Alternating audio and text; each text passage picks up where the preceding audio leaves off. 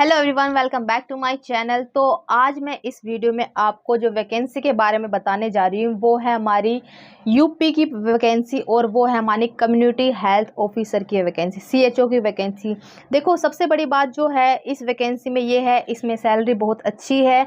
दूसरी बात है, इसमें जो हमारा रिक्रूटमेंट का है वो क्या क्या है क्राइटेरिया, आपको इसमें ऑनलाइन एग्ज़ाम है या नहीं है, सीबीटी का क्राइटेरिया क्या है, आपका एग्ज़ाम पैटर्न का क्राइटेरिया क्या है, मैं आपको इस वीडियो में सब कुछ बताऊंगी। दूसरी बात, इसमें मैं टोटल वैकेंसी के बारे में बताऊंगी, जो हमारी टोटल 5,505 जो हमारी वैकेंसी आई है टोटल। दूसरी कौन कौन सी कैटेगरी को कितनी कितनी उसमें हमारी पोस्ट है ये सब बताऊंगी। उसमें हमारा रजिस्ट्रेशन डेट क्या है ये सब बताऊंगी, क्लोजर डेट क्या है, हमारा सीबीटी का क्राइटेरिया क्या है, क्या क्या सिलेबस आने वाला है इस एग्ज़ाम में। दूसरा, एजुकेशन क्वालिफिकेशन क्या है, कौन कौन सी कैटेगरी के पास कितना कितना जो एज रिलैक्सेशन का जो according to the UP government rule है। तो ये सब मैं आपको इस वीडियो में बताऊंगी। आई होप आपको मेरी वीडियो अच्छी लगे, आपको मेरी वीडियो से बेनिफिट मिले। अगर आपको कहीं ना कहीं कुछ भी डाउट होता है, कहीं वैकेंसी से रिलेटेड डाउट होता है, रजिस्ट्रेशन से डाउट होता है, या फिर कहीं एक्सपीरियंस में कहीं ना कहीं आपको डाउट होता है, तो आप मेरी वीडियो पे कमेंट करना, मैं आपका रिप्लाई ज़रूर करूँगी, ठीक है। और दूसरी बात ये होती है कि मेरे चैनल को सब्सक्राइब करना, क्योंकि मैं जितनी भी न्यू वैकेंसी आती है मैं चैनल पे अपलोड कर देती हूँ, कहीं ना कहीं आपको हेल्प ज़रूर मिलेगी, ठीक है। तो मेरी वीडियो को लाइक करना, कमेंट करना, शेयर करना अपने फ्रेंड्स के साथ।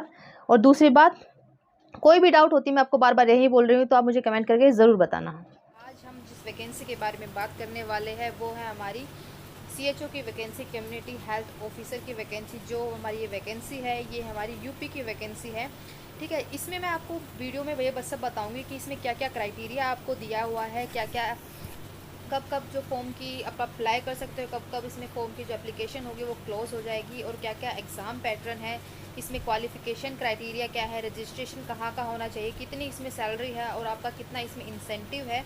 दूसरा, इसमें हमारा एज क्राइटेरिया क्या है और एज रिलैक्सेशन क्या है according to the UP government rule, ठीक है। उसके बाद मैं आपको बताऊंगी कि इसमें एग्ज़ाम पैटर्न में कितने क्वेश्चन आएंगे, कितने मार्क्स का है, कितना ड्यूरेशन है एग्ज़ाम का, और इसमें कितने परसेंट मार्क्स किसको दिए जाएंगे, उसमें क्या क्या हमारा क्राइटेरिया आता है, राइट। तो मैं आपको ये सब बताऊंगी, तो आप इस वीडियो को लास्ट तक देखना, आपको इस वीडियो से बेनिफिट ज़रूर मिलेगा, ओके। और आप इसके सारे आपके डाउट क्लियर हो जाएंगे, ठीक है। तो सबसे पहले जो हमारी बात आती है कि हमारा जो एडवर्टाइजमेंट डेट है वो है हमारी 19/7, ये हमारी एडवर्टाइजमेंट डेट है। और मैं आपको बताती हूँ इसमें जो टोटल पोस्ट है वो हमारी पोस्ट है इसमें 5,505 टोटल पोस्ट है इसमें हमारी, ठीक है। ये सबसे अच्छा चांस है आप लोगों के लिए, क्योंकि इसमें पोस्ट बहुत ज़्यादा है, 5,505 टोटल पोस्ट है इसमें, तो ये आपके लिए बहुत अच्छा चांस है, ठीक है। तो अब इसमें हम बात करते हैं कि कौन सी कैटेगरी के पास कौन कौन सी कितनी कितनी पोस्ट है, ठीक है। इसमें हम बात करते हैं जो हमारी अनरिजर्व्ड है, अनरिजर्व्ड की हमारी 2,200 पोस्ट है, ईडब्ल्यूएस की 550 पोस्ट है, ओबीसी की 1,486 पोस्ट है, एससी की 1157 पोस्ट है, और एसटी की 110 है। टोटल वैकेंसी हमारी हो गई 5,505, और हमारी जिसमें पीडब्ल्यूडी की है वो हमारी 221 पोस्ट है, राइट। तो अब इसमें बहुत सारे जो ओबीसी कैंडिडेट्स होते हैं, ओबीसी एनसीएल कैंडिडेट होता है, उनका कई बार क्या होता है कि सर्टिफिकेट का कहीं ना कहीं इशू आ जाता है। तो मैं आपको इसमें बता रही हूँ कि जो हमारे ओबीसी कैंडिडेट है उसमें उनको अपने सर्टिफिकेट का क्या क्या ध्यान रखना है, राइट। तो इसमें हमारा जो ओबीसी कैंडिडेट है उनका जो फॉर्म है, जो उनका हमारा सर्टिफिकेट है, उनका 1/4/2022 से पुराना नहीं होना चाहिए। 1/4/2022 से पुराना उनका फॉर्म जो उनका सर्टिफिकेट होता है वो नहीं होना चाहिए, क्योंकि बहुत बार क्या होते हैं ओबीसी एनसीएल वाले जो कैंडिडेट होते हैं, ईडब्ल्यूएस के जो कैटेगरी वाले कैंडिडेट होते हैं, उनके साथ बहुत बार ये उन्हें प्रॉब्लम फेस करने के लिए मिलती है। तो मैं आपको पहले ही बता रही हूँ कि आपका जो सर्टिफिकेट है उसका डेट हमारा 1/4/2022 से पुराना नहीं होना चाहिए, ठीक है। तो अब हम बात करते हैं इसमें कि इसका जो एप्लीकेशन फॉर्म है वो कब स्टार्ट हो जाएगा और कब क्लोज हो जाएगा, राइट। तो इसका जो एप्लीकेशन फॉर्म है वो हमारा 20/7/2022 को सुबह 11 बजे से आप फॉर्म अप्लाई कर सकते हैं, और जिसकी क्लोजर डेट है एप्लीकेशन फॉर्म की वो हमारी 9/8/2022, ओके। और रात को मिडनाइट तक आप फॉर्म अप्लाई कर सकते हैं। जो हमारी फॉर्म अप्लाई की डेट है वो हमारी 20/7, और जो हमारा क्लोजर डेट है वो है हमारी 9/8, ठीक है। और मिडनाइट तक आप फॉर्म अप्लाई कर सकते हैं, राइट। तो ये हमारा, आप सबसे पहले तो अपना फॉर्म अप्लाई करने के जो डेट है वो याद रखना, टाइमिंग याद रखना, क्योंकि बहुत बार क्या होता है कि हम फॉर्म अप्लाई डेट करने की डेट वो हम कई बार भूल जाते हैं, ठीक है, उसकी वजह से काफ़ी प्रॉब्लम फेस करने के लिए मिलती है। तो अब हम जो इसमें बात करेंगे, जो हमारा क्राइटेरिया होता है कि कितने % मार्क्स किसको दिए जाएंगे, ठीक है। देखो सबसे पहले इन्होंने एक ये क्राइटेरिया रखा है कि 5% मार्क्स, 10% मार्क्स और 5% मार्क्स। इसमें क्या है कि इसमें हमारे 5% मार्क्स हम उनको दिए जाएंगे जो जिन्हें 6 मंथ्स का एक्सपीरियंस है, किसमें कोई भी कोविड हॉस्पिटल है या फिर कोई गवर्नमेंट हॉस्पिटल है, उनको वो 5% मार्क्स देंगे। और जिनको 1 साल का एक्सपीरियंस है उनको 10 मार्क्स देंगे। जिनको 5% मार्क्स उनको देंगे जिनको 1.5 ईयर का एक्सपीरियंस है, राइट। उसके बाद जो होता है हमारा जो क्वालिफाई जो मार्क्स का मिनिमम जो क्राइटेरिया होता है वो है, इसमें हमारा जो जनरल का है वो है हमारा 33% आउट ऑफ 100, ठीक है। ओबीसी जो नॉन क्रिमिनल लेयर वाले स्टूडेंट्स हैं उनका है 30% आउट ऑफ 100। और जो हमारे SC ST और WD वाले जो कैंडिडेट्स हैं उनका है हमारा 24 आउट ऑफ 100। तो ये क्राइटेरिया भी आप अच्छे से देख लेना कि किस किस के लिए कैटेगरी के लिए कितना कितना क्राइटेरिया है। तो इसमें हमारा जनरल के लिए है और EWS के लिए हमारा 33%, ठीक है, जिसमें हमारा 100 में से आपको 33 यानी 33 मार्क्स लाने हैं।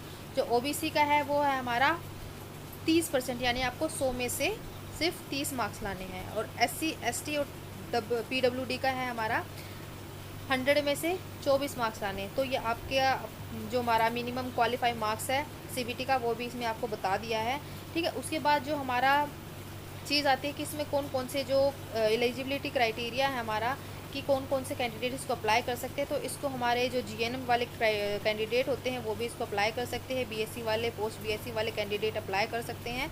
तो ये सब चीज़ें इसमें हैं। तो अब इसमें बात करते हैं हमारी सैलरी और इंसेंटिव की, ठीक है। इसमें जो आपकी सैलरी बनेगी पर मंथ वो आपकी 20,000 सैलरी बनेगी। इसमें जो हमारी 20,500 पर मंथ सैलरी बनेगी, जिसमें हमारा इंसेंटिव 15,000 पर मंथ है अकॉर्डिंग टू योर परफॉर्मेंस। जितनी अच्छी आपकी परफॉर्मेंस होगी काम करने की तो उतना अच्छा आपका इंसेंटिव बनेगा। ये आप अच्छे से याद रख लेना, ठीक है। उसके बाद जो हमारी आती है जो इसका फॉर्म का जो सेंटर आएगा वो कौन कौन सी सिटी में आएगा। जो फॉर्म का सेंटर आएगा वो हमारी यूपी की ही जो हमारी मेजर सिटीज़ है उसमें आपका सेंटर आएगा। ये आप देख लेना, क्योंकि बहुत बार सेंटर का भी इशू हो जाता है। कई बार कैंडिडेट्स को ये पता नहीं होता है कि उनका जो सेंटर है एग्ज़ाम का वो कहाँ आएगा। तो इसमें जो सेंटर आएगा हमारा यूपी में ही सेंटर आएगा, राइट। तो अब हम बात करते हैं जो कंप्यूटर बेस्ड एग्ज़ाम है। ये सबसे पहली बात याद रखना, ये CBT एग्ज़ाम है, ये ऑनलाइन एग्ज़ाम है, ठीक है, ये याद रखना आप। और इसमें हमारी जो एग्ज़ाम का पैटर्न क्या क्या है, इसमें आपके 100 MCQ आएंगे, ठीक है, जिसमें कोई भी नेगेटिव मार्किंग नहीं है। वो ये आपका पॉजिटिव पॉइंट है, इसमें कोई भी नेगेटिव मार्किंग नहीं है। जिसमें हमारा 100 नंबर का एग्ज़ाम होगा, 100 MCQ होंगे, कोई भी नेगेटिव मार्किंग नहीं है। हर एक क्वेश्चन आपका 1 मार्क रखेगा, ठीक है। ये आपके लिए बहुत अच्छा, मैं जिसको बोलूँगी, चांस होगा, क्योंकि जिसमें 100 नंबर का एग्ज़ाम है, आपका कोई नेगेटिव मार्किंग नहीं है, हर एक मार्क्स 1 नंबर का है। तो ये आपके लिए कहीं ना कहीं एक अच्छा आपके लिए चांस है जिसमें नेगेटिव मार्किंग नहीं है। क्योंकि बहुत सारे कैंडिडेट क्या होते हैं, उनके पास नेगेटिव मार्किंग का कहीं ना कहीं ये उनको प्रॉब्लम फेस करनी होती है। तो इसमें नेगेटिव मार्किंग नहीं है, ये आपके लिए बहुत अच्छा है। और ये एग्ज़ाम का जो पैटर्न है सिर्फ और सिर्फ इंग्लिश में आएगा, कोई हिंदी में एग्ज़ाम नहीं आएगा, ठीक है। तो ये आप चीज़ याद रखना, ठीक है। इसमें हाँ ये दे रखा है, इसमें bilingual language English and Hindi only, इसमें ये भी आएगा, ठीक है। उसके बाद आता है हमारा मिनिमम क्वालिफिकेशन मार्क्स क्या है। इसमें हमारा जो जनरल का है, EWS का है, OBC का और SC ST PWD। इसमें जो हमारा मिनिमम क्वालिफाई मार्क्स मैंने आपको पहले ही बता दिया था ऊपर कि जो हमारा जनरल और EWS का है वो हमारा 100 में से उनको 33 मार्क्स लाने हैं। OBC जो नॉन क्रिमिनल लेयर है उनको हमारा 100 में से 30 मार्क्स लाने हैं, ठीक है। और जिसमें हमारा SC ST और PWD है उसमें हमारा 100 में से 24 मार्क्स लाने हैं। तो ये हमारा क्राइटेरिया हो गया, हमारा मिनिमम क्वालिफाई मार्क्स का क्राइटेरिया होगा CBT का, राइट।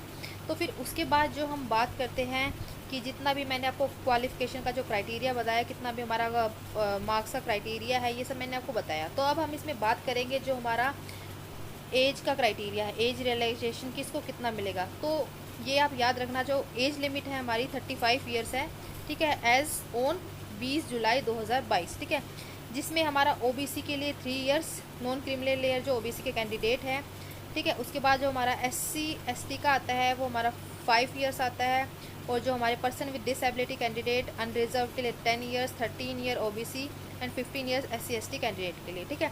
फिर हम इसके बात करते हैं सिलेबस के लिए। जो हमारा एग्ज़ाम होगा CBT ऑनलाइन एग्ज़ाम होगा, इसमें सिलेबस क्या क्या आएगा, ठीक है। इसमें सिलेबस के लिए जो हम बात करते हैं, इसमें सिलेबस आएगा हमारा midwifery and obstetrical nursing, CHN community health nursing, child health nursing, medical surgical nursing, health education and community skills and environmental hygiene, mental health nursing, nutrition, first aid, basic anatomy physiology, administration and board management. और आता है हमारा paper जो 2 हमारा, जिसमें हमारा general aptitude, reasoning, general awareness and basic computer knowledge. इसमें ये हमारा सिलेबस पैटर्न मैंने आपको इसमें बता दिया। तो आप जब भी एग्ज़ाम की कोई भी तैयारी करते हैं तो उसमें आपको सिलेबस का पैटर्न आपको पता होना चाहिए, एग्ज़ाम का पैटर्न पता होना चाहिए कि आप जो एग्ज़ाम देने जा रहे हैं उसका सिलेबस क्या है, उसका पैटर्न क्या है एग्ज़ाम का, ठीक है। सबसे बड़ी बात, जब हम कई बार क्या होता है एग्ज़ाम देते हैं लेकिन हमें उसका पैटर्न पता नहीं होता कि एग्ज़ाम कैसे आएगा, तो बहुत सारी चीज़ें सिलेक्शन के लिए जो माइनर चीज़ें होती है ये मैटर करती है। तो आप ये चीज़ सिलेबस ज़रूर देख के चलना, ठीक है। इसमें जो एप्लीकेशन फ़ी है, कोई भी एप्लीकेशन फ़ी इसमें नहीं है, ठीक है। फिर उसके बाद जो आता है हमारा, मैंने इसमें आपको सब कुछ बताया कि इस वीडियो में आपको क्या क्या करना है। और अगर आप फॉर्म अप्लाई करते हैं तो आपको ये JPG फाइल का हमेशा ये चीज़ याद रखनी है, क्योंकि बहुत बार इन्हीं चीज़ों की वजह से आपका फॉर्म रिजेक्ट होता है। तो एप्लीकेशन आपका हमेशा JPG फाइल में होना चाहिए, JPEG फाइल में होना चाहिए। और आपके जो फोटोग्राफ है, सिग्नेचर है और जितने भी सर्टिफिकेट है वो आपके सारे अच्छे से स्कैन होने चाहिए, ठीक है। ये सब आपका, मैंने आपका इस वीडियो में ये अच्छे से सब बताया। आप ये फॉर्म अप्लाई करते टाइम ये सब देख लेना। और जो मैंने आपको फॉर्म बताया कि कब कब की डेट है, इसमें क्या क्या क्राइटेरिया है, कौन कौन से कैंडिडेट्स में अप्लाई कर सकते हैं। तो आई होप आपको मेरी वीडियो अच्छी लगी होगी। मेरी वीडियो को लाइक करना, अपने फ्रेंड्स के साथ शेयर करना। अगर आपको कोई भी डाउट है तो आप मुझे कमेंट करना, मैं आपका कमेंट का रिप्लाई ज़रूर दूंगी। और अपनी मेरे चैनल को सब्सक्राइब करना, जितनी भी न्यू वैकेंसी आती है मैं आपको अपने चैनल पे अपलोड करूँगी। कोई भी डाउट अगर आपको है तो आप मुझे कमेंट्स कर सकते हैं।